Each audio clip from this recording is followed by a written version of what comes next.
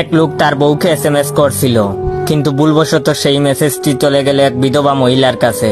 সেই বিধবা মহিলার স্বামী মাত্রই গতকাল মারা গিয়েছেন। যাই হোক, মহিলা মেসেজটি খুললেন, পড়লেন এবং সাথে সাথে অজ্ঞান হয়ে মাটিতে পড়ে গেলেন।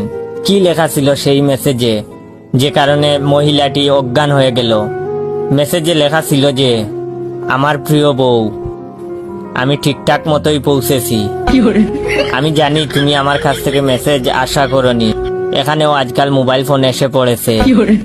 আমি আসার সাথে সাথে তারা আমাকে একটি মোবাইল ফোন গিফট করেছে। সেই মোবাইল থেকেই আমি তোমাকে মেসেজ পাঠালাম।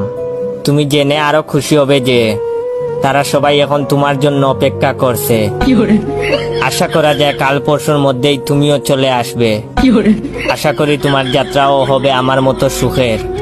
তোমার অপেক্ষায় রইলাম। ইতি তোমার প্রিয় স্বামী।